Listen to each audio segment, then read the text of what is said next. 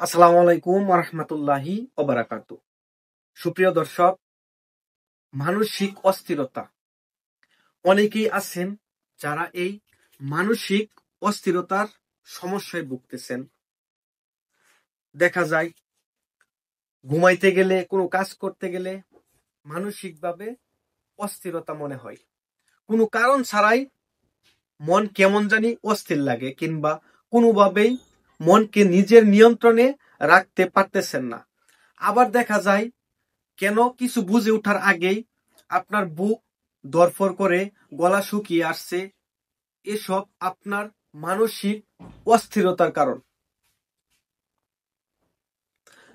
এসবই আপনার নিজের মানসিক অস্থিরতার কারণ। প্রিয় দর্শক, মানসিক অস্থিরতায় আপনি যদি এ থেকে মুক্তি লাভ করার সঠিক কৌশল না জেনেন, তাহলে এটি যেন আপনার জন্য খুবই ভয়ঙ্কর একটি ব্যাপার।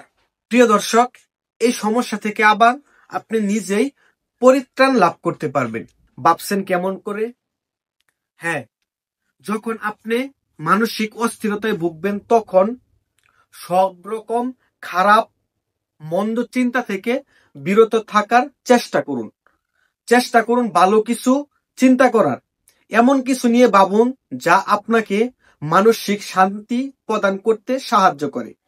দেখবেন মানসিক অস্থিরতা এক নিমিষেই আপনার মন থেকে দূর হয়ে যাবে। তাছাড়াও মানসিক অস্থিরতা বোধ করার সাথে সাথে আপনার জন্য করণীয় কাজ হবে চট করে বাইরে চলে যাওয়া। একা একা যদি ঘরে এক কোনায় চুপি করে বসে থাকেন বা নিজেকে বদ্ধ ঘরে আটকে ফেলা চেষ্টা করেন, তাহলে আপনার মানসিক অস্থিরতা আরো বাড়বে। তাই মন কেমন করলে বা বুক ধড়ফড় করলে একবার হলেও বাহিরে বের হয়ে আসুন। আপনার মনের অস্থিরতা অনেকখানি কমে যাবে এবং মানুষের সাথে খোলামেলা হাসি মুখে কথা বলার চেষ্টা করুন। এই মানসিক চাপটা আপনার মনের থেকে দূর হয়ে যাবে। কোনো ব্যাপার নিয়ে খুব বেশি চিন্তা হলেও আপনার মধ্যে মানসিক অস্থিরতা দেখা দিতে পারে। অনেক সময় দেখা যায় কোনো বিষয় নিয়ে চিন্তা এত মারাত্মক অবস্থায় চলে যায় যে এই সমস্যা সমাধান না করা পর্যন্ত আপনি স্বস্তি বোধ করেন না। এই অবস্থায় আপনার জন্য কাজ হবে চিন্তার কারণ নিয়ে ভালোভাবে ভাবা এবং ভালো খারাপ দুটি দিক নিয়েই মনের মধ্যে একটু কল্পনা করে ফেলা।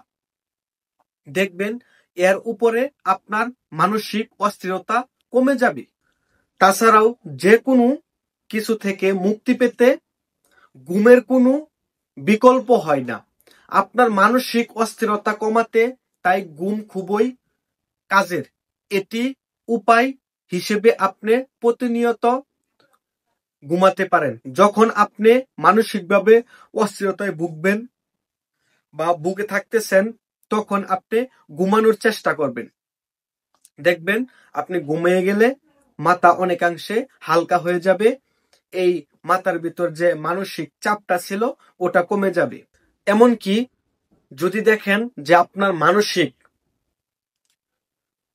চিন্তা হচ্ছে বা একটা জিনিস নিয়ে অনেক ভাবাভাবি করতেছেন, তখন চটপট এক গ্লাস ঠান্ডা পানি খেয়ে ফেলেন। এই পানি শুধুই পানি না, এটি আপনার মানসিক প্রশান্তি দিয়ে থাকবে। প্রিয় দর্শক, তাই আমাদের কোনো কিছু নিয়ে গভীরভাবে ভাববার দরকার নেই।